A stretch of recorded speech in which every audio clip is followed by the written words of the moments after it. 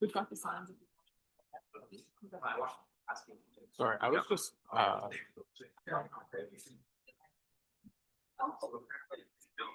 didn't have the I came back, so I didn't have that schedule. It's Manisha, Caleb.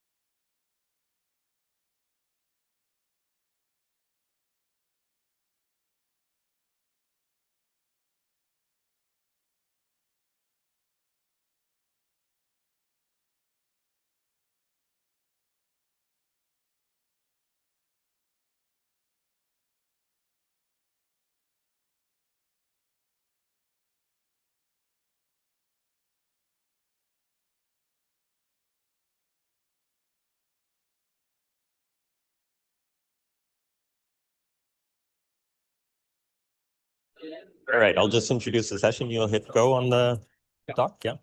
All right, welcome back, everyone. This session is starting a little bit late, but we'll try and not eat too much into the lunch break. So this is a session on ultra-long period transients, where ultra-long means, more than seconds in our case. And the first speaker is going to be Manisha Caleb, who's going to be giving an overview of ultra-long period transients. This will be a recorded talk. She's sleeping right now, so she's unavailable to take questions directly. But if you have any questions for her, please place them in the appropriate Slack channel. Good morning, everyone. I'd like to thank the organizers for inviting me to give this talk today. Now, in my talk, we're going to explore long period radio transients, what we've learned so far, how they might connect to FRBs, and why they're challenging our ideas about where and how coherent radio emission can occur. But before we go into the talk, the term LPT or some variation of it started popping up about 2022. While the terminology isn't exactly standardized, most versions seen here seem to be used interchangeably in both the literature as well as colloquially. But as astronomers, we do tend to have a soft spot for three-letter acronyms that roll off the tongue. So for now, it does look like the LPT is the one that's sticking. Now, in order to understand long period radio transients or LPTs, we first need to understand the PP dot parameter space.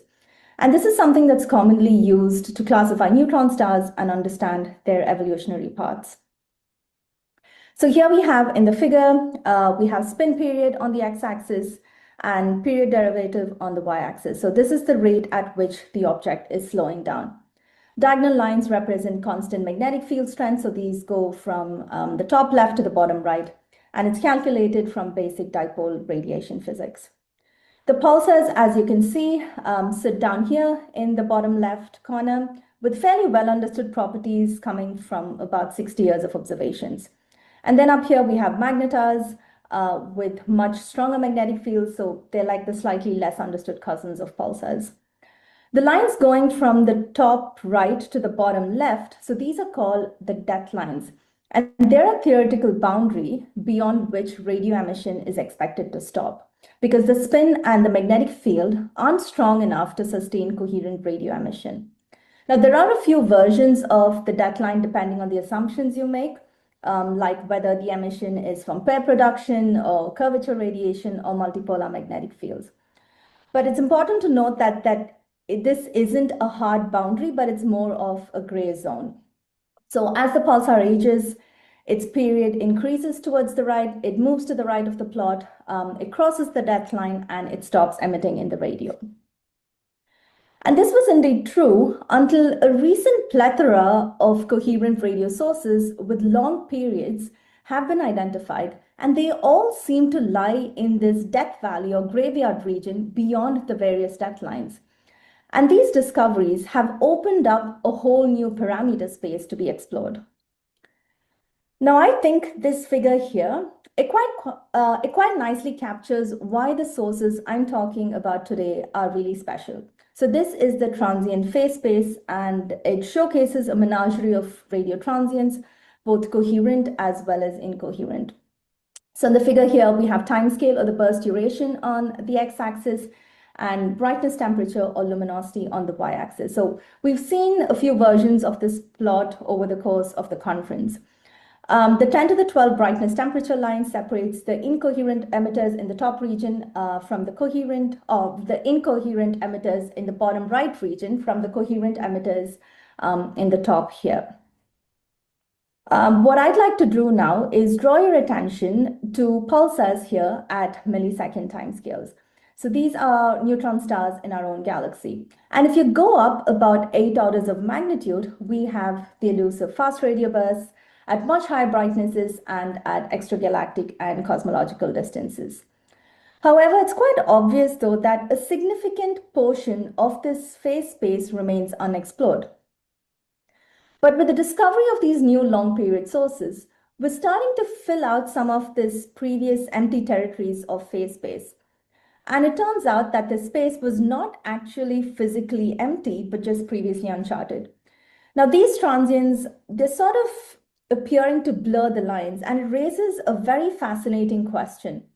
Are all these different types of coherent radio signals, that is pulsars, LPTs, and FRBs, are they all actually coming from the same source? Are they just behaving differently depending on the environment, their age, and the activity levels?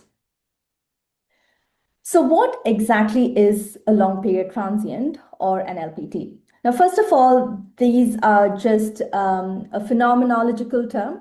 LPTs are highly polarized, coherent radio bursts of unknown galactic origin. They're unusual because their rotation periods are from minutes to hours, so these are fairly longer than typical pulsars, and their burst durations last seconds to minutes. Again, they're far longer than the typical millisecond durations of pulsars.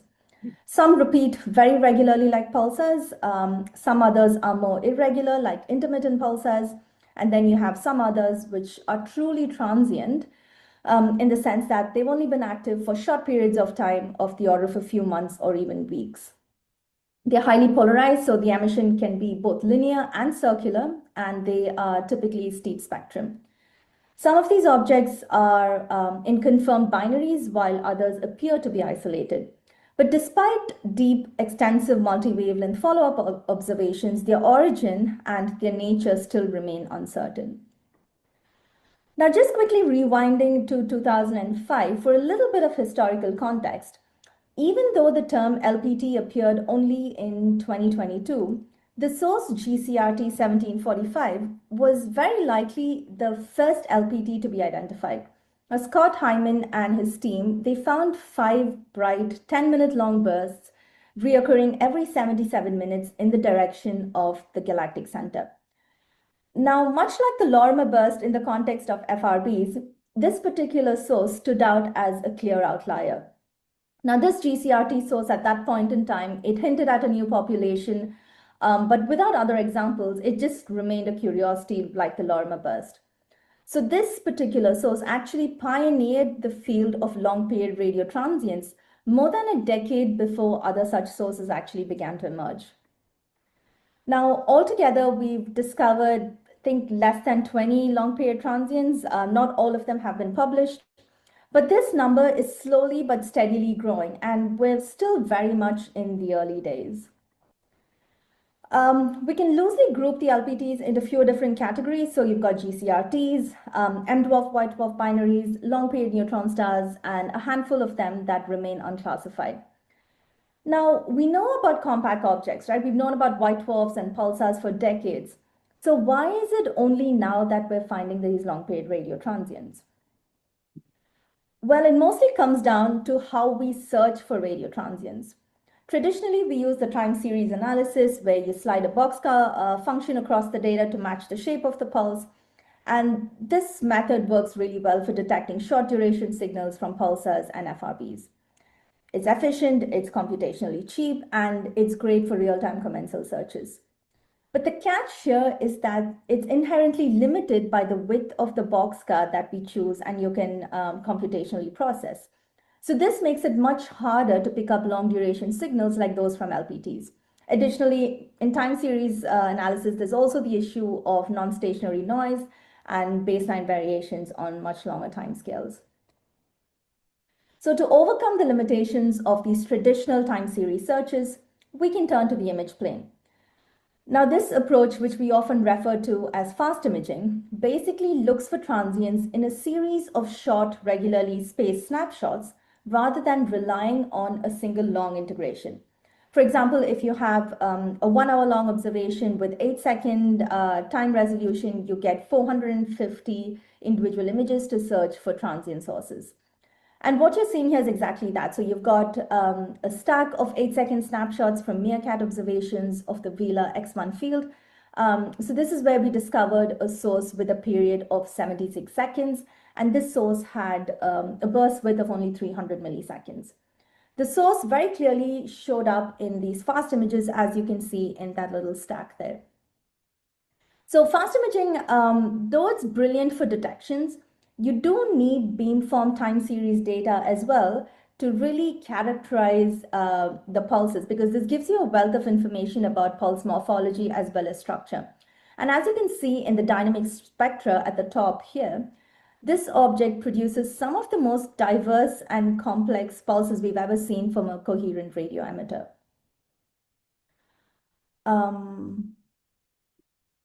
Now, these two types of searches are better visualized in the figure here. So traditionally, pulsar surveys have focused on millisecond duration bursts and short periods, whereas image plane surveys have targeted much slower variables like supernovae and variable stars, and these are over time scales of hours to days.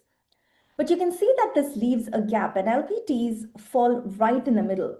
Their pulse durations are basically too broad to be picked up efficiently by conventional time series methods, and they're too narrow to stand out in the image stacks, which you then integrate over long periods of time.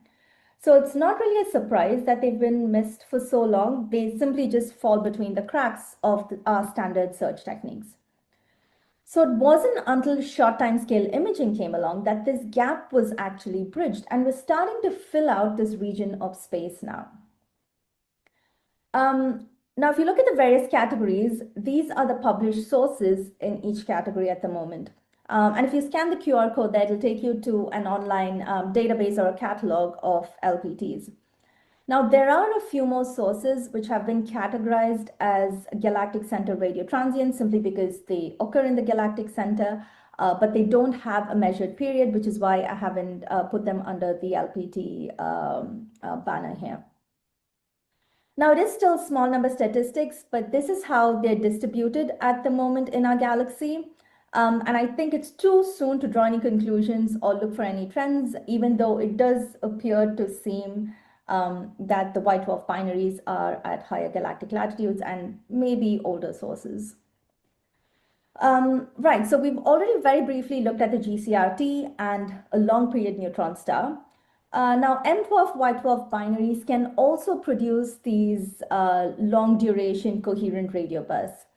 Now, these systems are composed of a white dwarf and a late tap main sequence star that are detectable in the UV and optical and other wavelengths. But unlike canonical neutron star pulsars, it's believed that the source of coherent radio emission, in this case, is intrinsically tied to the binarity, and it's due to the magnetic interaction between the two stars. But for these systems, since we don't typically have spin down measurements, what I've shown here are their periods as vertical lines. Now, of the four systems that are known, AR, SCO, and J1912 are classified as intermediate polar. So this is where the white dwarf spin is asynchronous. So it's shorter than the orbital period. Now, in contrast, you've got the ILT source and the GleamX J0704. So in this case, the spin appears to be synchronously locked to the orbital period. It's typically of the order of a few hours. So this makes them more similar to the polar class of cataclysmic variables that are seen in the optical. What's intriguing is that these sources give us a possible analogy for periodically active FRBs, which could originate from highly magnetized neutron stars interacting with a massive stellar companion, but with just scaled up energetics compared to the white dwarf system. So maybe there is something to be learned here in terms of emission processes for FRBs. Now, Iris will be presenting the details of the ILT source later on in the session, and also more on white dwarf binaries broadly. For the rest of the talk, what I'm going to do is I will focus on how long period transients can be linked to FRBs and the broader neutron star population. And I'm going to be doing this by considering these three unclassified sources that I've highlighted in bold here. So one of those Andy will again touch on later on in this session. So the first one we're going to be looking at is GPM 1839. So this was discovered in 2023 in the MWA Galactic Plane Survey during short timescale imaging searches for transients. And this particular source was seen to repeat with a period of 22 minutes. Now, MeerTRAP beamformed observations of this source showed that the pulses, they were about 5 minutes wide, and they exhibited this beautiful quasi-periodic substructure and flat position angles, as you can see from the figure on the left there. So Natasha and her team, they looked through archival radio data, and they found that the source had actually been active since 1988. So almost 3 decades, or possibly even more. So this basically indicates that there may be more of these long-lived, long-period transients in archival radio data. Something to note is that the source is also seen to exhibit short-duration substructures with drifting behavior. Now, in this figure here, C1 is the wideband emission component, and C3 and C2 in panel C are the 2 narrowband emission components. And we see that C3 appears to drift. Now, this sort of frequency drifting behavior has been observed in FRBs as well as in solar bursts. But the drifting behavior observed in solar bursts typically involves longer timescales, longer than the tens of milliseconds that are seen here. And they also exhibit a slower drifting rate compared to the substructure that is seen here.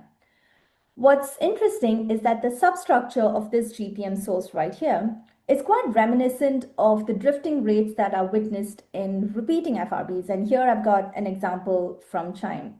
So this suggests a possible shared emission mechanism or maybe even propagation effects between this particular source and repeating FRBs. Another source I'd like to highlight is ASCAP J1935. Now, this particular source was discovered while simultaneously monitoring a GRB and searching for pulses from an FRB at the same time. Emil Lenz from CSIRO, he basically spotted bright pulses lasting 10 to 50 seconds in the observation. So the observation itself spanned 6 hours. Now, by eye, just looking at this light curve here, you can see that the pulses seem to appear every 54 minutes. In the deep image, we see that the long period source sits at the edge of the supernova remnant that hosts the famous galactic magnetar SGR 1935. Now, if you look at the table, the properties of the ASCAP pulses show that they have typical widths of about 10 to 50 seconds. It's 90% linearly polarized with negligible circular polarization, and the in-band spectral index over 288 megahertz is seen to be fairly flat. Now, follow-up observations of the field with ASCAP showed more pulses, but not every observation or integer period. And what I mean by this is, if you look at the plot on the right, the different colors represent the different days, and each row in this case represents one period of 54 minutes. And it's quite obvious that we don't really detect a pulse every period, and this shows that the source is quite intermittent. We then followed up the source with the more sensitive MeerTRAP telescope in both imaging and beamformed observations, and we found 2 weak pulses, one of which is shown in the figure here. So the black is the total intensity, and the pink and the blue are the circular and linear polarizations. And you also see that the burst has a cute little, it's got a precursor and a postcursor, and the MeerTRAP beamformed observations gave us a DM estimate. What was very odd, though, is that the properties of the MeerTRAP pulses were absolutely nothing like that of the ASCAP pulses. The MeerTRAP pulses were 370 milliseconds wide, they were highly circularly polarized and steep spectrum. The only thing in common between the MeerTRAP and the ASCAP pulses were the RM and the coordinates. And this was what gave us confidence that it was indeed the same object that was producing these different bursts. Also from the plot on the right, you can see that the times of arrival of the puny little MeerTRAP pulses here quite nicely lined up with that of the ASCAP pulses. And this suggests that the emission is likely coming from the same region of the object. So overall, we see that this particular source emits 3 different emission states. So it's got the bright pulse mode, which was seen by ASCAP. It's got the weak pulse mode, which was seen by MeerKAT. And then it's got this quiescent or nulling mode, which is seen by both telescopes. And these different modes are quite similar to what has been already been seen in pulsars. And I'm not quite sure how a binary system would be able to account for all these different modes. Another LPT I'd like to highlight is J1839. So this has a remarkably long period of 6.45 hours. And when I say period, I actually mean rotation period. Now we know this is the rotation period because, like some orthogonally rotating pulsars, we detect emission from both magnetic poles. And that's what you see in the animation here. So if you look at the light curve, we see a bright pulse at the period and a weak pulse at roughly half the period. Now, what's notable is that there is no high energy counterpart seen for this particular object so far. And building on that, we have the same pulse here. So the figure on the left, the same pulse observed simultaneously at both the U band and the S band frequencies at MeerKAT. Now notice that the pulse at U band is almost twice as wide as the pulse at S band. And this behavior is a classic example of radius to frequency mapping that is seen in pulsars. So this is where the emission region is located higher up in the magnetosphere at low frequencies, and this causes broader pulses. And then as you move closer to the neutron star surface, you get narrower pulses at higher frequencies. And again, like I said, this effect is quite commonly seen in regular pulsars. Ongoing monitoring since its discovery also reveals a decline in flux density over time. And this gradual fading is quite reminiscent of the radioluminosity evolution that is seen in a handful of known radioloud magnetars. And this suggests that this particular source, ASCAP 1839, might share a similar evolutionary path or maybe physical nature to these magnetars. Finally, it's worth noting that 1839's period is actually not too different from that of the well-known X-ray magnetar 1E1613. Now, this particular magnetar is associated with a supernova remnant RCW103, I think. But this source is active only in the X-rays and is radio quiet. The takeaway here is that many of the properties of 1839 is quite similar or closely resembles those of known magnetars. So what are these LPTs? We know they're compact objects, so it can either be a neutron star or a magnetic white dwarf. Now, an isolated neutron star can explain the polarization properties and the emission state switching phenomena quite naturally because it's been seen in other pulsars. But we haven't seen a high energy emission for most of these objects. Now, Andy, later on in this session, will talk about high energy emission for one of the LPTs, but for most of them, we haven't detected any high energy emission. And the radioluminosity is much higher than the spin down luminosity if you assume a magnetic dipole emission. So it can't be spin down powered. In this case, it really needs to be powered through magnetic or decaying magnetic fields. In the other scenario, you could have magnetic white dwarfs. In this case, you have a higher moment of inertia, which means that it increases the spin down luminosity. But the absence of other nearby highly magnetic white dwarfs in the radio and the fact that almost all known magnetic white dwarfs have magnetic fields less than about 10 to the 9 taus makes this scenario quite unlikely. Could these unclassified objects be in a binary system similar to the other ones we've already seen? So maybe they're in a binary system with an unseen cool normal star. Maybe, but we still don't have any multi-wavelength evidence for binarity in most cases, or at least for all cases in the unclassified objects. So what are these LPTs? Are they neutron stars? Are they white dwarfs? Or are they some other transient altogether? I think the jury is still out there, but it does seem to be some combination of 1 and 2. What is intriguing though is that the pulse morphology between these various coherent emitters, so pulsars, neutron stars, and FRBs and LPTs, they seem to be incredibly similar, although on slightly different timescales. So the difference in timescales here, you can see some of them are in seconds, some of them are in milliseconds. And this could just represent diverse sizes of emission regions as well as plasma densities. So what we see overall here is that they all exhibit a combination of amorphous structure and sharp peaks, which drops down to the noise level in between them. And then you also have these occasional quasi-periodic micropulses in some cases.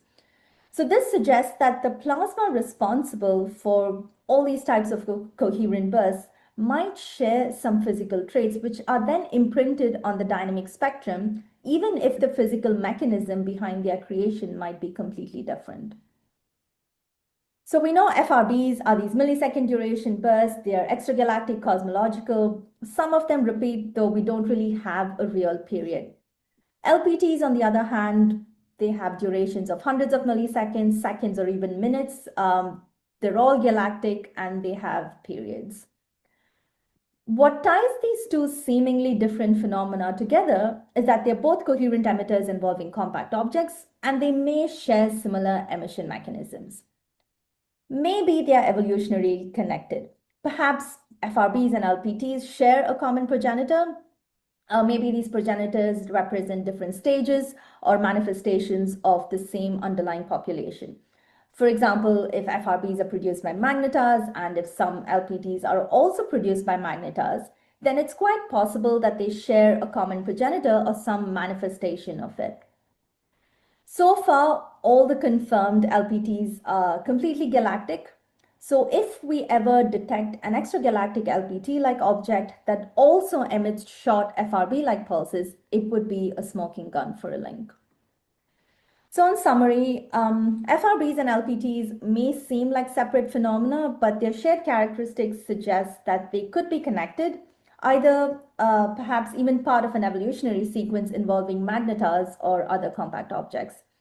By studying them together, we can begin to trace coherent radio emission, how it evolves over time and in different environments.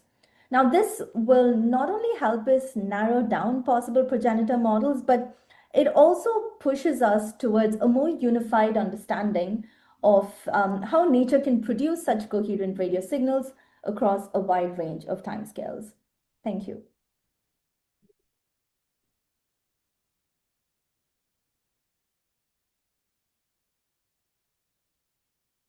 All right. If you have questions for Manisha, please put them in Slack. Our next speaker is going to be speaking online. That's Tian. And I'm assuming our AV expert can take care of that. So June is going to be talking about long period galactic radio transients, specifically from the MeerTRAP project. And I assume you can hear us, June? Yes, I can hear. Yeah. All right, that's a good sign. In which case, just share your screen and go ahead. Yeah, I will share my screen. Yeah. And June, I'll let you know when you have minutes.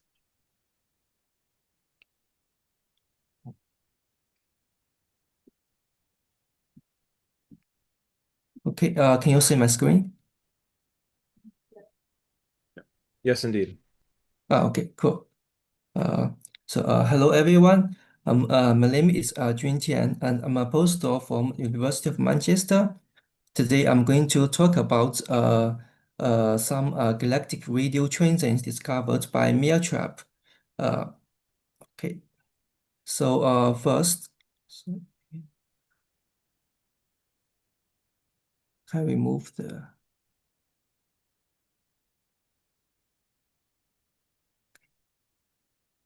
Okay, so here is the MeerTRAP system. As already introduced by Kostu, MeerTRAP is a real-time transient detection system that uses MeerKAS to search for galactic and extragalactic radio transients. We use 3 observing bands from 500 megahertz to 2.2 almost 3 gigahertz, and we can achieve a time resolution of 300 microseconds. We use two observing modes to search for radio transients. One is incoherent mode, and the other one is coherent mode. While incoherent mode, it can have a much wider field of view. The sensitivity of incoherent mode is worse than the coherent mode. So this real-time detection pipeline, when it detects a radio transient, we have a transient buffer system. We will save the voltage data of this transient candidates so that we can image and localize the source to arc-second precision. So far, the MeerTRAP, we have already discovered 109 galactic transient sources. Here is a distribution of the DM value of these sources. The orange color, it represents the MeerTRAP sources. As you can see, the DM value of our sources, it span from around a few DM units to a few hundreds DM units. Here is a plot to show the distribution of the period of the MeerTRAP transient sources. So as indicated by the orange color, so the MeerTRAP sources, the period, it range from most of them, they have the period larger than 1 second. So this is basically a gap between the pulsar population and the long period transients. Here is some discovery pulses that we have found for the MeerTRAP sources. Most of these galactic transient sources, they have a very simple single pulse profile, but a few of them do show some subcomponents. So as I already mentioned, when we detected a transient source, we can save the voltage data and use them to make image of the source. Here I just showed a few examples of the images we created for a few galactic sources. In each figure, the left panel shows the image before we detected the source, and the right panel shows the image for when we detected the source. So we can clearly see the transient source in the image. That's how we localize them to arc-second precision. Apart from imaging localization, we can also use the arrival times of single pulses to obtain a timing model for some of the sources. This only applies to very active galactic sources because we need lots of GOAs to make to face the timing model. Here, I show 5 sources that we can get timing solution. The left panel shows the timing residue. For these sources, the timing residue after fitting timing model is consistent with 0, but for the first source MTP14 and the third source MTP20, we can say the timing residue shows a banded feature. This is because the pulses of these two sources, they have some subcomponents. Apart from the timing residue, we for some of the MeerTRAP sources, we observe a microstructure.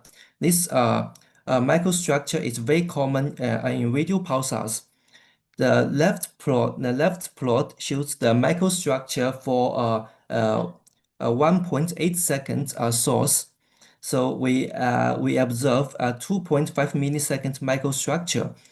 The right plot shows a 4.8 second source, and we can see 8.4 milliseconds microstructure. These two sources, the observed microstructure is agrees well with the empirical relation between period and the microstructure timescale. So after because the MeerTRAP, we only use the real-time detection pipeline, so we cannot have continuous observation of the source. So after the detection by MeerTRAP, we also scheduled a follow-up observation with Fallback. We used the Fallback ultra wideband receiver to observe a few of these MeerTRAP sources, and we found persistent emission in 6 of these sources. Especially for the second source, we confirm that this source has a period of 17.5 seconds. So this means it's a long period pulsar, and it can potentially bridge the pulsar population and the long period transient. Okay. Here it's a plot to show the duty cycle of these 6 sources compared with the pulsar population and the long period transients. Here the 6 red stars, it represents the 6 MeerTRAP sources we have detected in Fallback follow-up. And the gray dots, it represents the pulsar population. As we can see, the duty cycle of the 6 sources we found is consistent with the general trends as can be seen in the pulsar population. But it's clearly different from the long period transient. Okay. Among the MeerTRAP sources, a few of them show very interesting features. So this is this source MTP27 is a very intermittent source. It's only detected once over 3 years. Here, the left plot shows the pulse profile that we detected from this source. The top panel shows the folded profile, and the bottom 6 panels shows the single pulses. The right panel shows the images of this source that we use to localize the source. Another source is an MTP96. It's an X-ray isolated neutron star in the Carina Nebula. So this source is found by a MeerTRAP by accident, and we detected a single bright pulse from this source, and then we localized this source, and its position is coincident with an X-ray neutron star that's discovered by XMM Newton, and it's already published by COSTU. So here is a summary of my talk. MeerTRAP is already discovered 100 underlying galactic transient sources, most of which are likely to be RRADs. And we localize some of these sources in the image domain to arcsecond precision. Some of these sources are found to be long period pulsars with sparse bright pulses.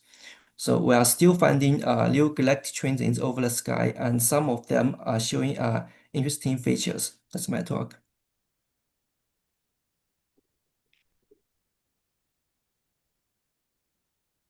Thanks, Jun, and thanks for keeping the time. It looks like we have a talk or a question up here from Adam.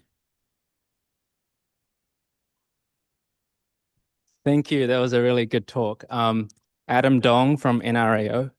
My question is, it seems like are you timing your sources with single pulses from the rats? And if so, how are you getting your TOAs? You mean here? So Yeah, single pulses. yes. So for the single pulses, we use the brightest pulse to first measure the DM value of the source. Then we apply the DM value to every pulse to measure the arrival time. Yeah. Okay. Yeah, but we here we use the signal to noise maximizing DM. We have time for one more question if there is one, as the next speaker trots down.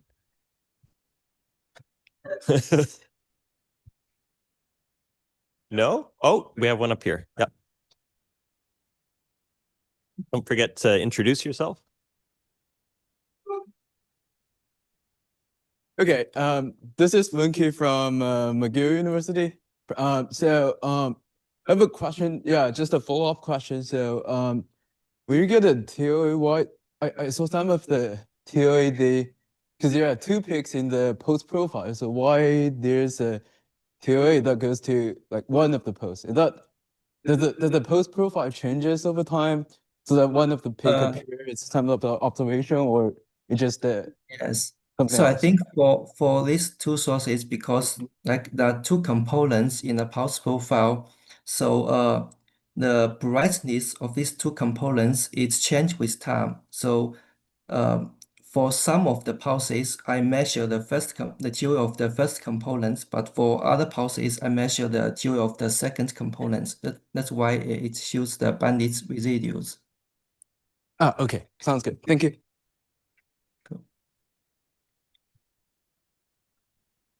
All right, great. Thank you very much again. Let's thank June again.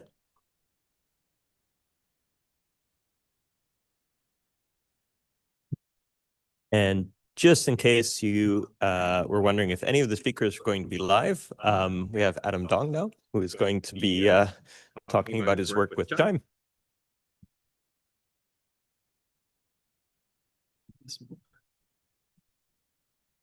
Oops.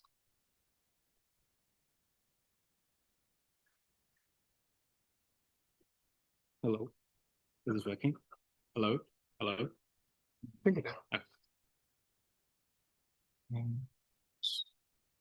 All yours.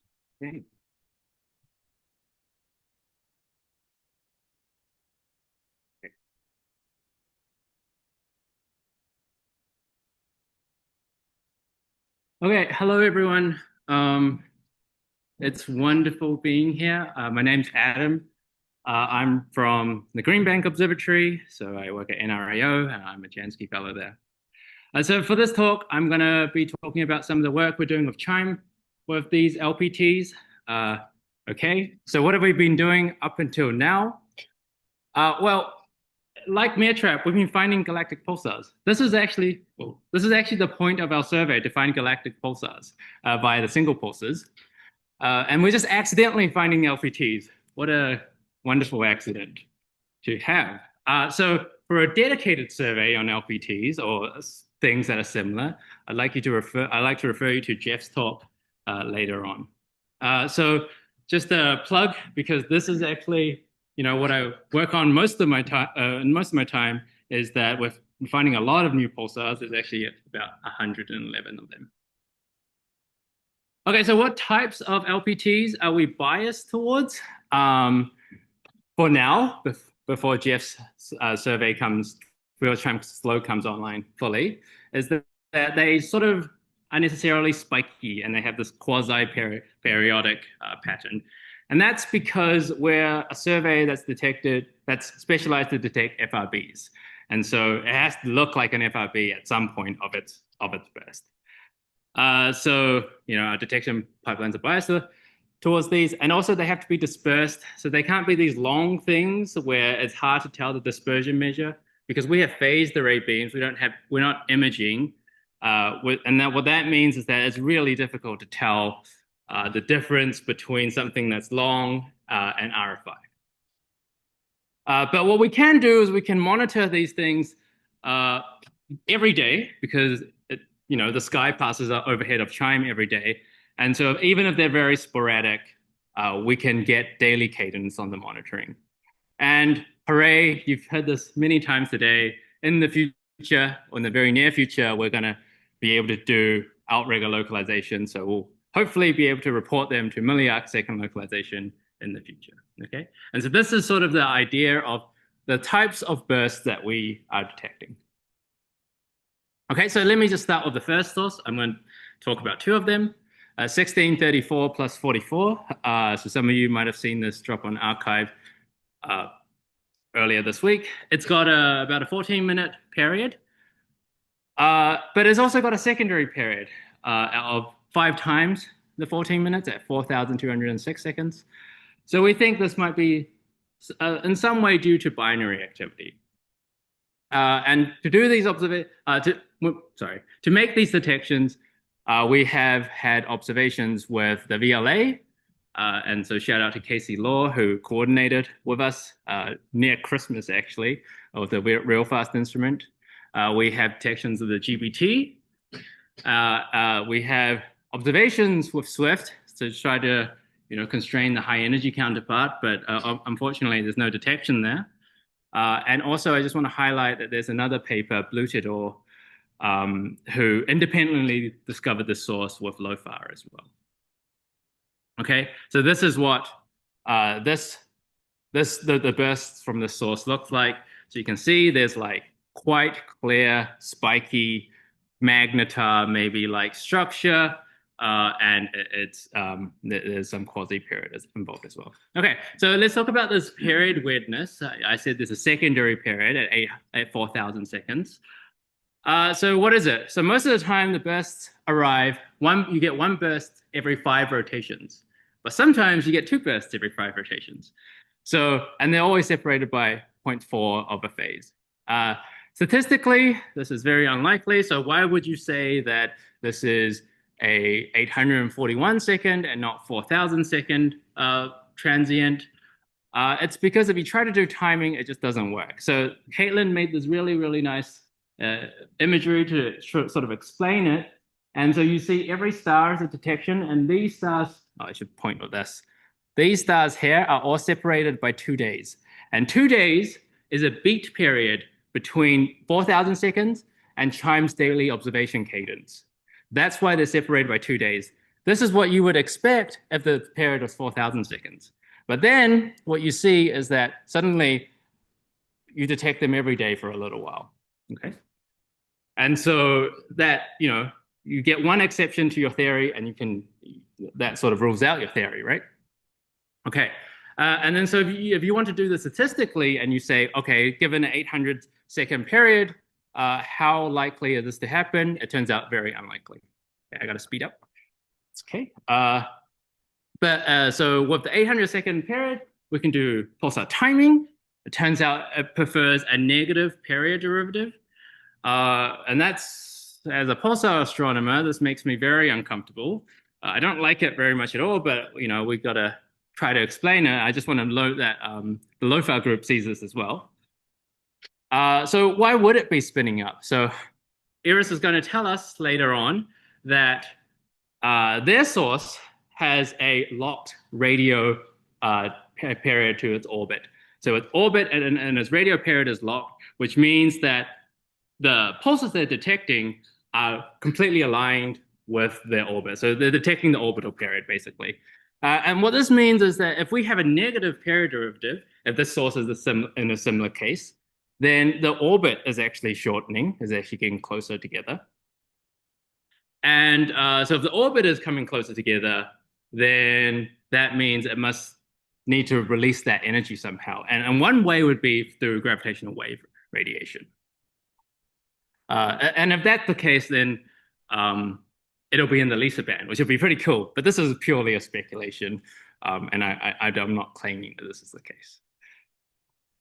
So here, what I'm showing is the phase coherent timing residuals. And if you aren't familiar with looking at plots like this, what we're doing is we're saying, okay, the period's 800 seconds. We've got a period derivative. Let's subtract that from the model. How wrong are we predicting when the next pulse should arrive? You can see the next pulse, we can predict it to about 1%. Okay, the other funny thing is that the polarization is 100% circularly polarized. As we heard earlier today, there's not much that's 100% circularly polarized. And this has only been observed in FRBs and pulsars at these luminosities. So it's really bright as well. It's about 9 Gençali, about 3-ish to 4-ish kiloparsecs away. And this is work led by Casey. So this is one of the nicest photos I could find, Casey. It's nice. And so you can see in the VLA circularly polarized feeds, it's clearly in one image, but not in the other image. So it's very clear indication of that. Okay, so conclusions. Oh, sorry, there was one more other point. I should have mentioned this earlier, is that in the localization region, we find one potential white dwarf counterpart, optical counterpart, but we think the association is quite weak, so we're not really focusing on that. It's 100% circularly polarized, and from the luminosity, we think it might be a neutron star. Although obviously, if we find any optical in that way, it's probably more likely a white dwarf. But maybe it's a neutron star of a binary companion because of that secondary period I was talking about. From timing, it's spinning up, which means it could be accreting mass or emitting gravitational waves or something of that sort. Oops. And so that's all about this source. Okay, so I have 3 minutes or so to tell you about the second one. The second one I actually put in archive in 2024, but it was never published, and I just wanted to let you guys know there was nothing wrong with the paper. I had this little thing called a PhD thesis to write. So that was the reason that, now we've resubmitted it finally after the review. So this is what the pulses look like. But the good thing about waiting for so long, or about writing a PhD thesis, apart from getting a doctorate, is that we have new data now. And now we have baseband localization. And with that, we get polarization analysis as well. And so before, we had to fit the RA index. So we had to fit the positions in our timing. Now we don't because of Caitlin. So we no longer have to fit that, which gives us a lot more confidence in our timing solution. It's relatively close by, and we know that from the dispersion measure. It's about 100 parsecs, plus 310 minus 100 at 95%. This might be biased a bit low, I have to admit. And these are the people who led the new analysis that's going into our new paper that's going to be that's submitted. Okay, so this is what the timing solution looks like, and what I'm showing you first is the timing solution. And actually, our timing solution prefers a glitch in the model. Okay, so for those who don't know pulsar timing very well, a glitch is a rapid spin up of the rotation period. And when you do that, you assume this is a neutron star. It might not be, but if you do that assumption, you infer a magnetic field of about 10 to the 15 Gauss. Thank you, which is a magnetar-like field. Okay, so these are the residuals. You can see on the right, your right? Yes, your right. It's the no glitch residuals, and on the left is the glitch residuals. The no glitch residuals has all the structure in it, because you don't want that for pulsar timing. And there's other reasons as well, but I'm running out of time, so I won't talk about it. But the glitch timing solution just works a lot better. Okay, so for the polarization analysis, it's really juicy. We along this line of sight, we have a really high detection of rotation measure. And there's no clear indication of structure along this line of sight. So we think this is a very dense magneto-ionic material in the vicinity of the neutron star. And we can place a lower limit of 20 microgauss along this line of sight. And so if you plot this against all the other neutron stars with DM on the bottom axis, so you're comparing the DM and the RM, all the neutron stars lie there, and our source just is clearly on top of all that. And that's all enabled because of one baseband detection. So that's really incredible. Okay, so conclusions for this source: baseband localizes it to 1 arc minute. Timing analysis prefers a glitch, and with that you get a high inferred magnetic field. And so because of that glitch, we assume it's got a neutron star origin. No glitch gives spin up. I told you how that makes me feel uncomfortable already. And the polarization analysis shows that the RM implies that there's a dense local magneto-ionic conditions. Oops, that's my thing. So in conclusion, CHIME FRB is poised to find these things, and they're quite interesting. So I think over the next few years, we're going to be finding quite a few more of these, and I'm very excited for that to happen. Thank you.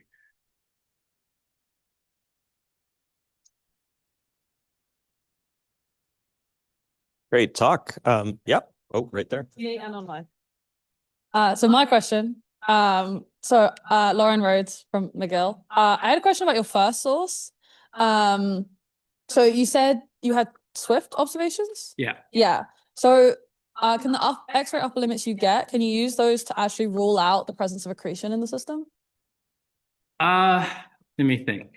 can we use it to rule out acoustic? We can use it to rule out some X-ray binaries. Okay. So Do you in that have way, any yes. distance? From DM, it's about 3 to 4 kiloparsecs away. So it's Okay. it's pretty It's distant. pretty close. Yeah. Yeah. Oh, it's pretty close. I was gonna say it's pretty far. No, it's pretty close. If it was an X-ray, Different then it's- perspective. Cool, thanks. And then so there's a couple of online questions. The first one someone's written in the chat. This is from Pranav from MPIFR in Bonn. Do you have plans to follow up the sources with telescopes like GBT or the broadband receiver on Effelsberg? Do you see any anomalous single pulses in the sample? So let me answer the last question first. Every pulse is anomalous. They all look different. So and yeah, we are following it up. So I think we're putting in a GMRT proposal. We haven't decided on whether we're doing a GPT proposal, but every day we get CHIME follow-up for timing and extended, and also outrigger triggers as well. So yeah. We have someone who wants to ask a question on that. Sorry? Yeah, okay, we will go to Marcus then.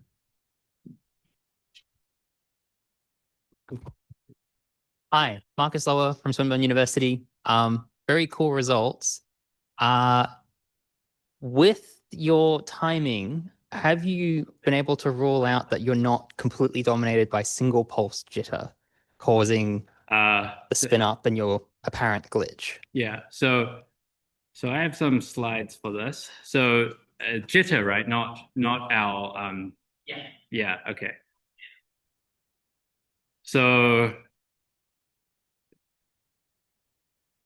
okay. So yes, admittedly it could be single pulse jitter for the glitch, right? Like pulse jitter can form structures like we're seeing here. But if you assume if you just assume that it's there's no glitch, you get spin up and significant spin up as well. And you might think that's okay. In the other source, I actually really tried really hard to get rid of that spin up, and I couldn't. So maybe it's okay to have spin up, but I think there's no indication it's a binary. So why would it be spinning up is the question. I feel like that's more implausible than a glitch. Right. I think we'll have to leave it at that. We can talk about it. Yeah. All right. Let's thank Adam again.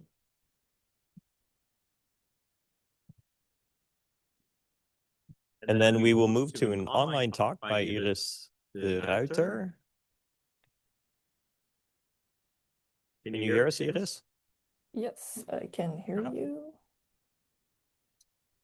Hopefully you can hear me too, and you can. Yeah, we can hear you, and we can see this.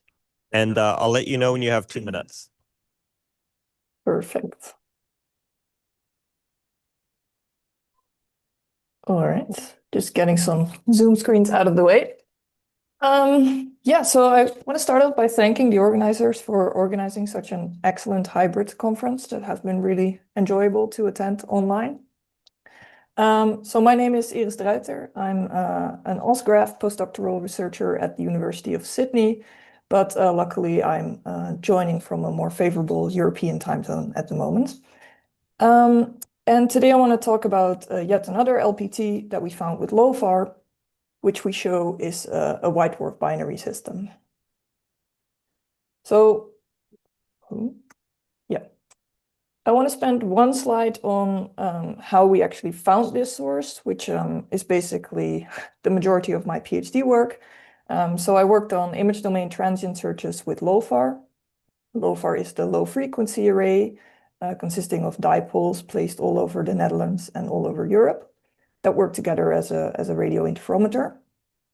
And piggybacking off the LOFAR survey, we're able to do high time resolution imaging. So basically making these 8-second snapshots that allow us to search for these types of transients as shown in this GIF here. So if you have any questions about how we actually do this, about any details, I'm happy to talk about it. But for the purposes of this talk, I'll just skip straight to one of the results. which is actually this source you see in the GIF here. So that source is ILT-J1101, which we described in detail in this paper here, which has a lot of amazing multi-wavelength collaborators. Here on the left, I show the light curves of the radio pulses that we found. In blue, you see the actual detections. In gray, we have non-detections. And here, the bursts have been folded with a 125-minute period. So some more details on these radio pulses. For that, I'll zoom in on this brightest pulse highlighted in the navy in the slightly darker blue. So going to slightly higher time resolution, which we can only do for this burst since it's really, really bright, we get this 1 second light curve, and we can also make a dynamic spectrum. Some of the measurements we can do are a moderate RM and DM, consistent with galactic contributions in the directions of ILT-J1101. We can see already straight from the dynamic spectrum that this source has a very steep spectral index. So it's much, much brighter at lower frequencies. And also we find that this burst has a moderate linear polarization of around 50%. And we find no evidence for circular polarization. All right, so that's great. We found an LPT and the first one with LOFAR actually. But the next step is actually trying to figure out what this is. So to do that, we look into multi-wavelength archives.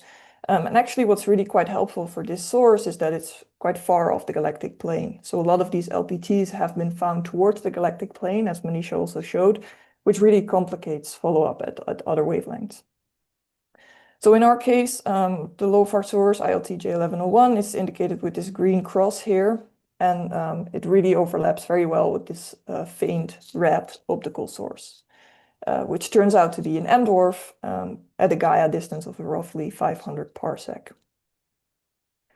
Now we know of M-Dwarfs that flare in the radio. Most radio stars are M-Dwarfs. However, the properties I just described in terms of polarization and also mainly luminosity really don't fit with a stellar flare scenario. So we try to dig a bit deeper. And we do some spectroscopic measurements of this M-Dwarf. So what I show here is the radial velocity of the M-Dwarf as a function of time. And this is measured with 2 different instruments. I show the measurements in black and gray here. And you can see that clearly this M-Dwarf is moving back and forth, indicating some binary motion. And we can fit this behavior really well with the simple sinusoid. And what's really cool about this result is that the orbital period, so the period of this sinusoid, is again very, very close to the period that we found for the radio pulses. So this shows that really this radio flaring period is related to the orbital period of the binary. So now we know that this M-Dwarf is in a binary with something. Well, sort of gave away what the other constituent of the binary is in the title of my talk, but how did we figure that out? So what we did is we looked at archival photometry. So here I show the SDSS and 2MAS data points, and we tried to fit that with an M-Dwarf model, which doesn't work too well, as you can see in the residuals here. But if we allow for a secondary component, and we allow that component to be a white dwarf, we get really a perfect fit. And even despite allowing for more degrees of freedom, this is a statistically significantly better fit. So where does that leave us for ILT-J1101? Well, we've now confirmed that it's an M-Dwarf white dwarf binary producing bright coherent radio pulses at the orbital period. And especially this last part, it was quite a key finding at the time, because a lot of people mainly focused on this LPT period coming from the rotation period of a single object or a spin period. But it turns out that these long periods can also be linked to orbital periods. And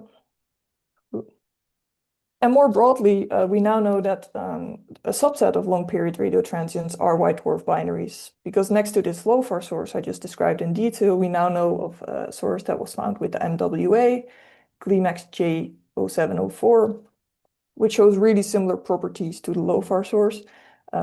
It shows radio flares as a 2.9-hour period, and the binary constituents are also really very similar to what was found for ILT J1101. So last week, this part of my talk would sort of been where I stopped, but given the very rapid developments in this field, and also given Adam's talk just now, I've included yet another slide about maybe the binary scenario in LPTs more broadly.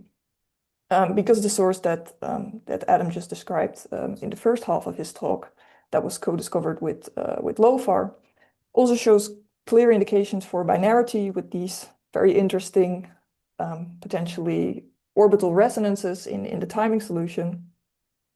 And just, I think, yesterday or 2 days ago at the National Australian Astronomy meeting, there was a very interesting talk showing that the best studied LPT, GPM J1839, can also be modeled really well with the binary scenario. So that's really awesome, very recent developments. All right. Oh yeah, I want to zoom out one step further, because how do these white dwarf LPTs fit into maybe a broader population of so-called white dwarf pulsars or magnetic CVs in general? So to sort of describe this, I took this picture from this paper by Schreiber et al., which tries to model why we see many more magnetic white dwarfs in binaries compared to single or isolated magnetic white dwarfs. Because this suggests that the magnetic field of the white dwarf comes from the fact that it's in a binary. So without going into too much detail, here in stage 4 is when the white dwarf has actually become magnetic. And in the Schreiber paper, this is actually already called the AR-SCO stage. So just as a reminder, AR-SCO and J1912 are two other systems where we see variability, but across the spectrum from radio to X-rays. And we see radio flares for these two systems with periods of 4 or 5 minutes. And that period is thought to be linked to the spin period of the white dwarf. So in this stage 4, the white dwarf is still relatively rapidly spinning. However, the magnetic field starts to connect to the magnetic field of the companion. And over this stage 5, this interaction implies that the white dwarf spin starts to synchronize with the orbital period of the system. And finally, you arrive in stage 6, which is called the polar stage, where the white dwarf spin and orbital period have synchronized. And this stage really fits perfectly with these ILT J11 and GLEMAX LPTs that I just described.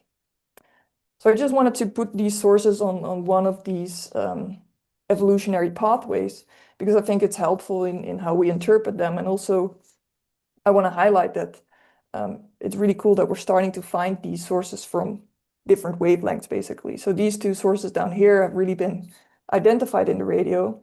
However, these two sources up here were identified because they were highly variable in the optical. And then in follow-up, we determined that they showed radio flares as well. Give this about 2 minutes, please. Yes, perfect.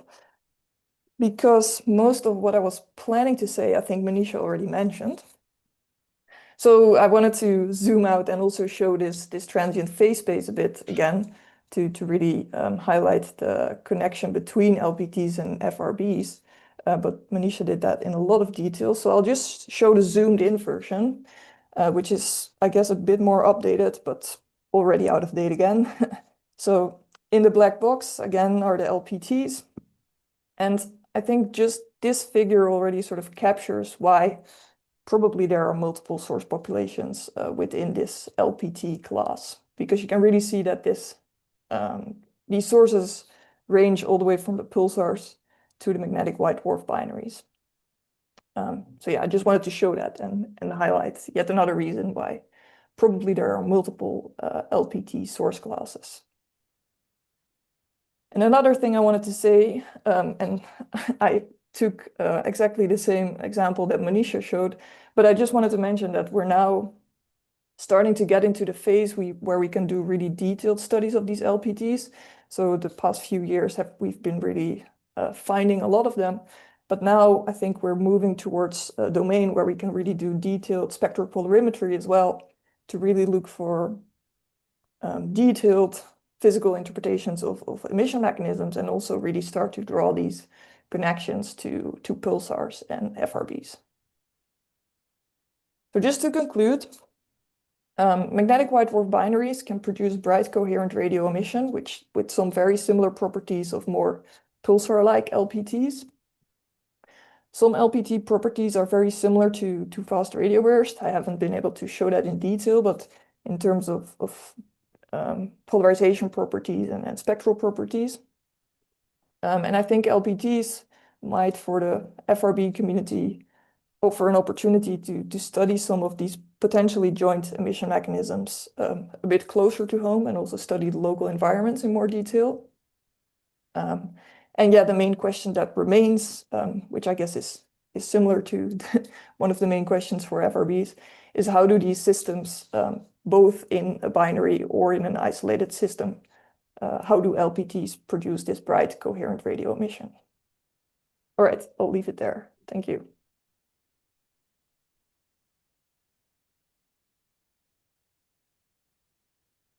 Great. We have time for certainly one, maybe two questions. You can see you have your laptop in front of you, so. Thanks. Yeah, this is a great talk. This is Miles Sherman from Caltech. I was wondering if you have an I guess a preference for whether or not other LPTs that don't show optical counterparts, are they at different stages of this evolutionary cycle of, say, a white dwarf binary, or do you think it's more likely that it's a completely different source, like a neutron star binary? Right. Well, for some sources, I guess for most of them, we don't really have the timeline yet to do this more intricate to fit more intricate timing models. But for some sources, there's definitely indication for, I mean, for example, for the source that Adam just presented, if there is really accretion happening, which could be happening in the polar stage here, you could get a decreased orbital period. There's also other systems where we see intermittency.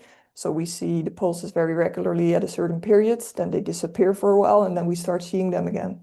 That might also be an orbital resonance effect. Yeah. Thanks, Iris. That's all we have time for. So let's thank Iris again. Yep, thank you. Our next speaker is Ziteng Wang. And is it pre-recorded or is it? I'll give online. Okay, great. Yeah, let me just share my screen. We can hear you okay. I assume that you can hear us okay. Yeah. Can you see my screen? All right. Great. And I'll let you know when you have 2 minutes. All right, cool. So good morning, afternoon, and evening, everyone. My name is Andy. And today I'm going to talk about this bright long period radio transient SCAP G1832, which is the first source, also shows X-ray pulsation. So it's a bit cold in Perth now, so bear me if I made any mistake. So first, I would like to thank my co-authors for their contributions and support in making this discovery possible. So at the very beginning, I will just briefly introduce how the source was discovered. This source was discovered by actually 2 ASCAP surveys. The first survey is called the Variable and Slow Transit Survey, or what we call VAS survey. You can see the logo on the right. And VAS observes the galactic plane every 2 weeks for 12 minutes. And there are different ways finding interesting objects. You can construct light curves. You can search for circular polarization, and you can do fast imaging. And this G1832 was initially discovered with the circular polarization search because it is straightforward. And it was pretty bright when it was discovered. So even with a not so high circular polarization fraction, you can still see it in Stokes V images. And after the discovery, we also made the full Stokes dynamic spectra. And it is only about 2 minutes wide, and partially of it is circularly polarized, and most of the pulse is highly linearly polarized. So there should be a highly ordered magnetic field in the system. And the second survey is Craft, and you all should know it. And the subpulse structure was actually detected with Crackle. And by using the Crackle data, we find a DM of about 480 parsec per centimeters cube, which is at a distance around 5 kiloparsec. And the brightness, the bright pulse, and also the narrow structure imply a pretty high brightness temperature, about 10 to the power of 20 Kelvin, suggesting a coherent emission process in the plane. But you cannot do too much things with just one pulse. So therefore, we perform like heaps of observations with telescope all around the world, and we detected multiple pulses, and we measured a period of 44 minutes. So that confirming it belongs to the LPT family. And if you zoom in those pulses, you can find they are pretty similar to previously discovered LPTs, steep radio spectrums, and also highly linearly polarized emission. And also, if you see the SD, it is so perfect to be true. And it also has very morphology, both the whole envelope and also the stop pulse structure. We have no idea about it. If you have any comments on it, please let me know. And also the polarization angle is relatively flat at both high time resolution and low time resolution. And we also did periodic search within the pulse, but we found nothing. So this suggests likely there is no fast spinning object in the system, but there is still possibility that under some fine tuning geometry or something like that, there's still something rotating pretty fast. We also did like this subarray observation with MeerTRAP and GMRT, which means you can observe over a pretty wide frequency range. In contrast to some known LPTs and some repeating FRBs, the emission from 1832 is pretty wide band. It is from like low as like 300 megahertz to about 1.5 gigahertz at one time. We also tried to time the source with pulses, but we got a lot of uncertainties on the TOAs due to the wide pulse morphology. So we saw some hints on the spin down, but we need more pulses to confirm or reject it. But it is obviously hard to understand the nature of the source solely based on the radio data or of the source itself. So you may want to zoom out to check the field or check the data at other frequency. So if you like stare at this beautiful image, you will notice some like extended emission like in red near the source. That is from a known supernova remnant, G22.7 minus 0.2, and 1832 is spatially coincident with that. However, it is a bit hard to confirm the association because the distance to the source is with a huge uncertainty. So we actually use two methods. The first one, you can always get a rough estimation based on the DM. However, the error can be as huge as 30%, and also different models will tell you different distances. And also, we have the H1 measurement, but that will only give you a logarithm, and also none of them are actually robust. So it is close to has the same distance, but the uncertainty is huge.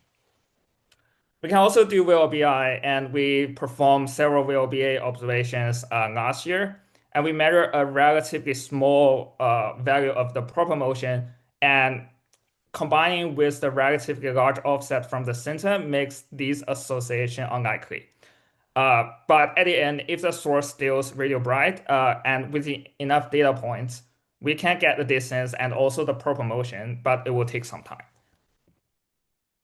And you can also see there are lots of other supernova remnant nearby, so which means like the chance coincidence is pretty high, which is about like 70%-ish. So combine all of that, I would say there is no strong evidence on the supernova remnant association, But if we have more clues, we maybe say yes in the future. So now we need to go to some other frequencies. If you search Vizier, you will find that there is a Fermi source nearby, and it's 95% eclipse right covers the source. So however, it has been already associated with a gamma ray binary nearby. So currently we don't consider its association with this source. The next part is infrared, similar to other LPTs. So because we know some LPTs can be explained by the white dwarf and M dwarf system, so if you can detect something in optical or infrared, it might tell you something. And thanks to the precise localization with VLBA, this helps us to avoid the crowded sources in the plane. We can confidently see that there is no clear counterpart in infrared. And the deep in the plane means severe extinction. So therefore, we can only exclude any main sequence star earlier than M0. So finally, we can go to X-ray. Despite extensive searches on previously discovered LPTs, nothing has been discovered in X-rays. So at the very beginnings, we didn't expect to see anything. And indeed, for most of the time, you can see on the top left figure, the source is X-ray quiet. The only detection comes from a private Chandra data, and it is not for the source. It was just scheduled at the right time. So you can see its X-ray luminosity seems to be correlated with a radio one, but again, we need more data to confirm this claim. The X-ray observation happens when the source was extremely bright in radio, about 20 Gençali at 900 megahertz. And we have 100 photons, so we can do timing, and we find that X-ray is also periodic, consistent with the radio period. And within the uncertain, we can see the radio emission and X-ray emission comes at the same phase. So likely they are produced at the same region.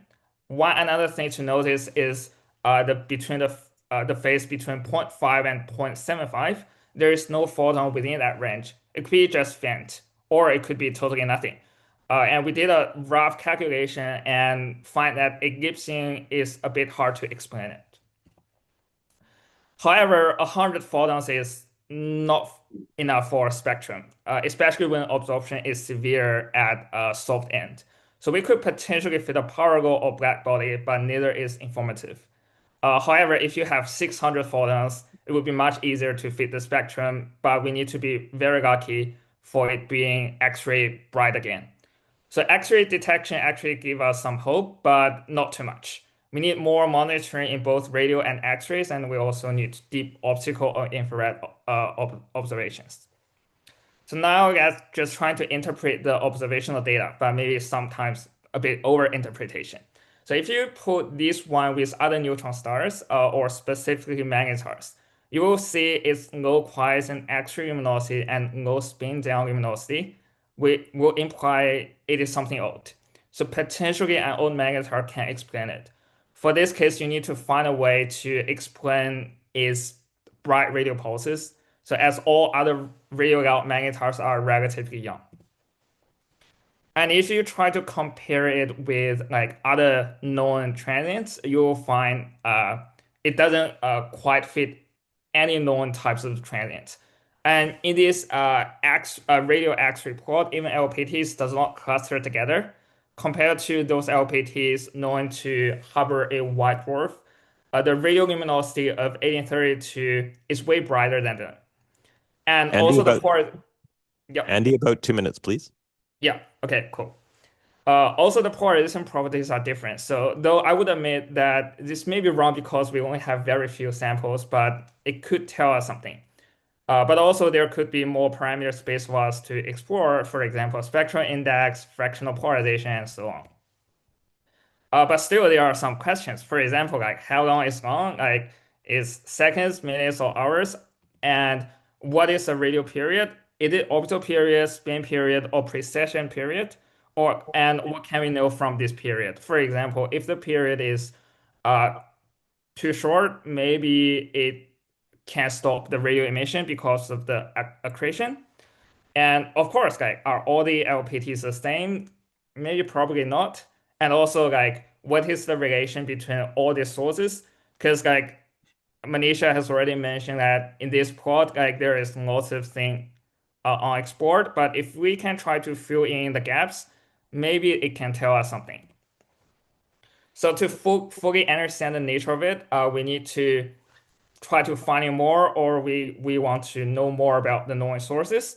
So like there are lots of different ways of finding more of them, but there are always pros and cons.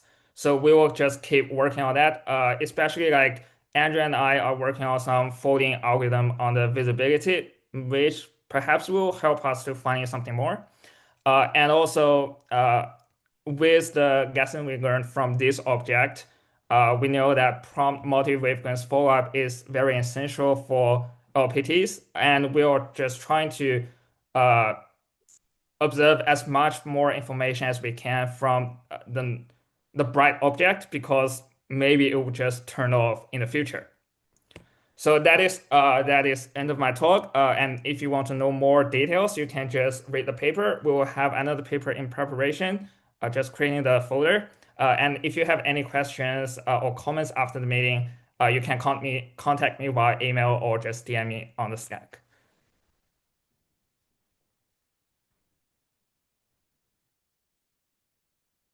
Great, thanks, Andy. Very interesting.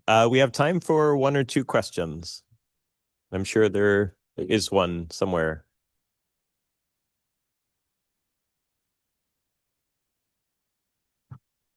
Anyone? Oh, yeah, Kelvin. You don't have a laptop? Okay. Hey, Andy. This is Calvin Leong from UC Berkeley. Great talk. I was wondering if you see, maybe zooming out a bit, any correlations between the binarity or the X-ray emission and the radio emission luminosities or properties of these long period radio transients? We try to do that, but it's a bit hard because the sampling of the observation are pretty sporadic. So like we are trying to find out if there is a longer periodicity of what you said, like potential binary systems, but currently we didn't find any evidence on that. Okay, thank you. All right, so I think we're gonna have to move on. So the final speaker of our session will also be speaking online. Great, you can hear us, I assume? Yes. Great. Is my So our sound final, loud and clear? yeah, we can hear you clearly. Okay. Bit of feedback, but that's gone now. Okay, and our last speaker is Ali Gençali. Please take it away. I'll let you know when you have 2 minutes. Okay, thank you. My name is Arda Gençali. I'm a postdoctoral research fellow at Sabancı University working with Ünal Ertan and Ali Alpar. Today I'm gonna give a talk about the long-term evolutions of long period radio transients with fallback disks. So previous talks are summarize the properties of LPTs very well. That's why I'm not gonna give another introduction to them. Also, most of the sources are shown in the period and period derivative diagram today. That's why I'm also gonna skip that part.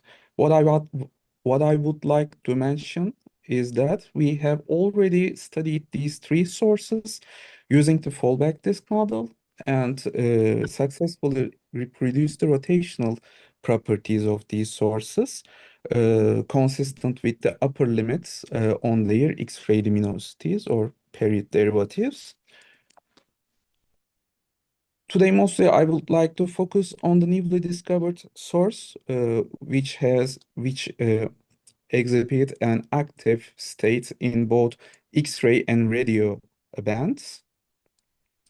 But first, let me give some introduction to the fallback disk model, which is first proposed by Chatterjee to explain the observed period clusterings and X-ray luminosities of anomalous X-ray pulsars. Then Ali Alpar states that if you include the disk properties as an initial condition, the model also could explain the observed properties of other young neutron star populations. In the model, we solve the disk diffusion equation using the alpha prescription to determine the mass accretion rate in the disk. In this way, we can calculate the inner disk radius and the torques. The model also includes the X-ray irradiation of the disk, contribution of the cooling luminosity into the irradiation, and inactivation of the disk at low temperature, which extends the lifetime of the disk. For the inner disk radius and torque calculations, we used the analytical torque model developed by Ertan in 2021. We use this very complex formula to determine the inner disk radius. What is important here is it depends on the spin period of the source as well, compared to the conventional inner disk radius calculations, for instance, Alphen radius.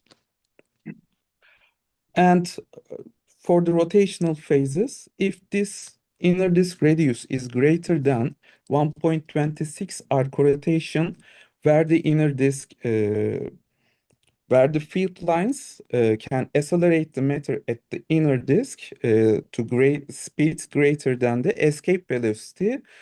In this case, the matter can be expelled out of the system. There is no mass accretion onto the star in this phase. And pulsed radio emission is allowed if the source has enough rotational power. The source of the X-rays will be the cooling luminosity. We use the PASH cooling luminosities. And the most dominant torque will be the disk torques arising from the disk field interaction.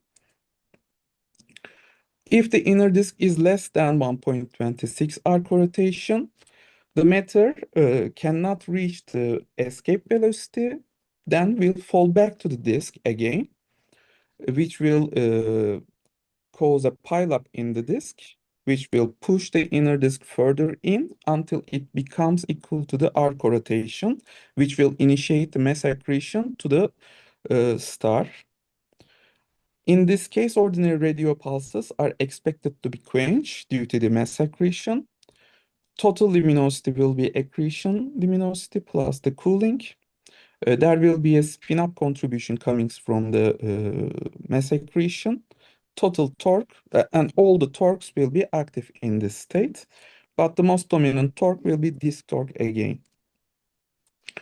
Those are some early results for anomalous X-ray pulsars and soft gamma ray repeaters, which is published before the discovery of LPTs.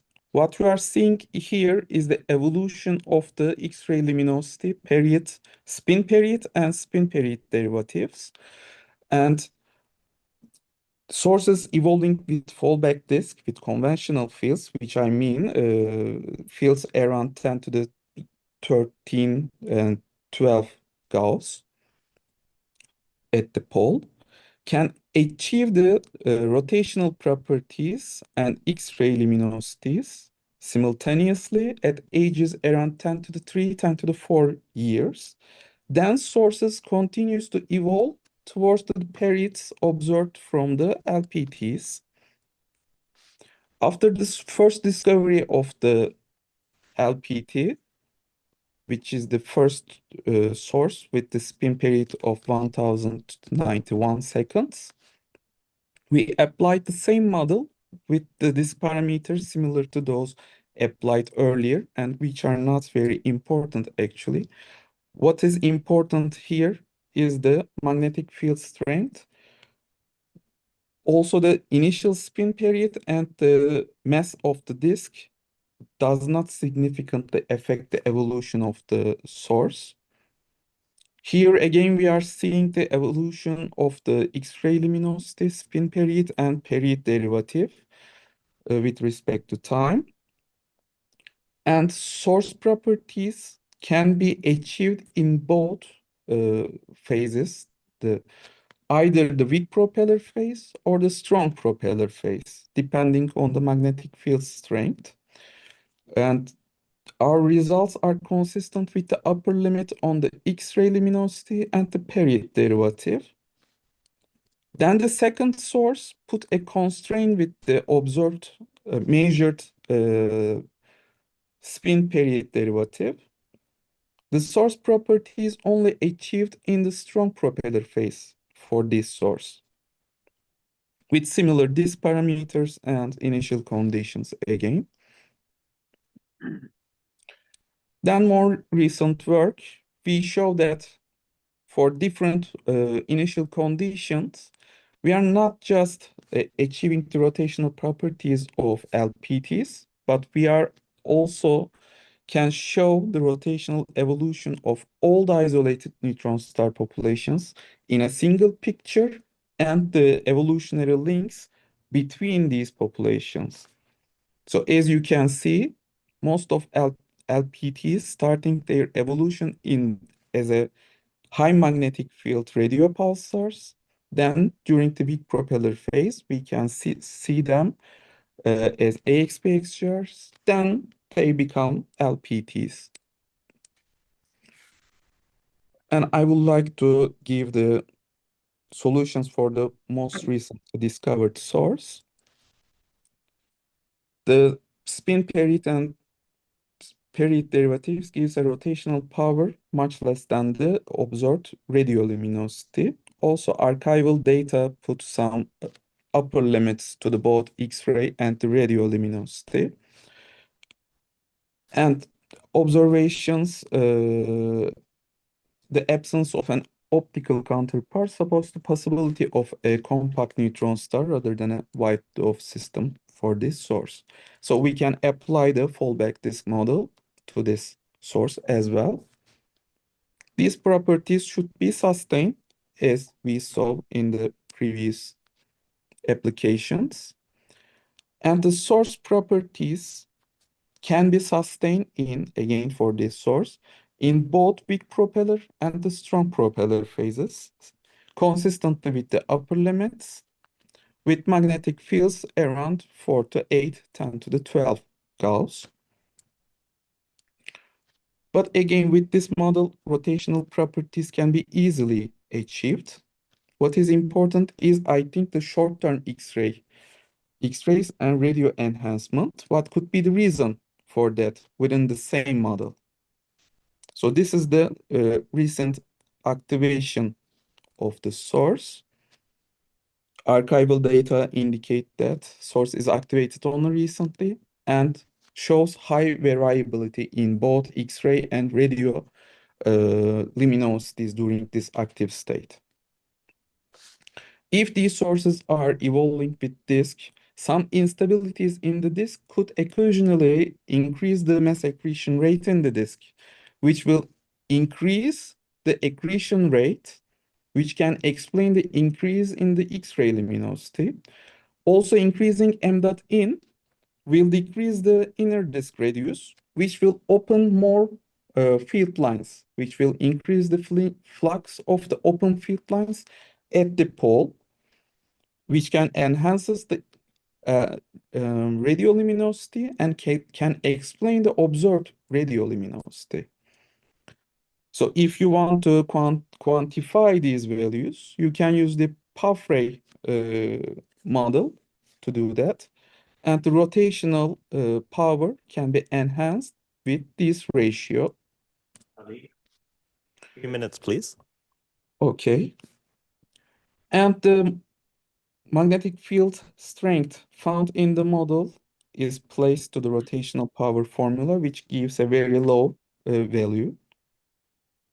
If the inner disk radius is at the arc rotation, you can enhance the values to these values, and inner disk can penetrate further in, which will enhances more the rotational power. Actually, I was not gonna show this plot, but because of the Adams talk, I wanted to add it. Because when the accretion rate increases, inner disk will enters from the arc rotation and takes the system to spin up. So we can expect some of the sources can show spin-ups during these states. And these inner disk radiuses are calculated for steady accretion. And I would like to compare the rotational powers with the observed radioluminosities as well. But the given values are mostly assumed with the isotropic emission. But for better comparison, we need to consider the opening angle, so the solid angles So beaming effects and deductive cycles should be considered as well, which can lower the observed luminosity. And now we can compare the rotational power and the radioluminosities, which are greater than the observed luminosities, as you can see from this slide. And the enhancement in the radioluminosity can be sustained by the enhancement in the mass accretion rate due to some instabilities in the disk. So as conclusion, we can explain the long-term evolution and the short-term observed phenomenon within the same model, and similar mechanisms could be operating in ARADs and other LPTs as well for lower m.in values. So if the m.dot values are low, which means we are not going to see the X-ray emissions from each source. So thank you for listening. So you can ask any question if you want. Hey, thank you very much. It's nice to see this kind of modeling, and we have time for one question.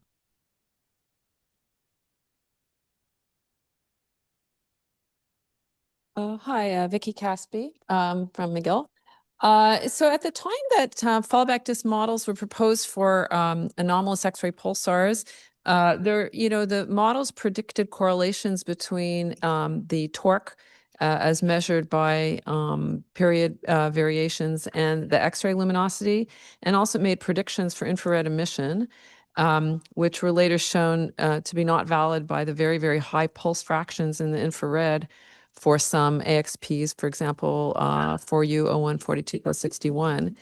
And so I'm wondering, I guess here for LPTs, we might not see torque variations that you could test, but do you have predictions for the infrared fluxes and potential pulse fractions?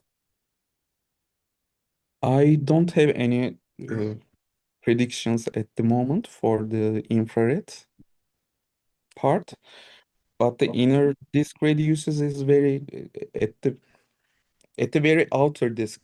So as you can see, the light cylinder radius is around 10 to the 13 centimeter for this source, and arc rotation is around 10 to the 10 centimeter. So the disk is very cold at these radiuses. So I'm not sure we can detect them or not. Okay, thank you. You're welcome. Great. So this concludes the session. Let's thank Ali and all of the speakers of this session again.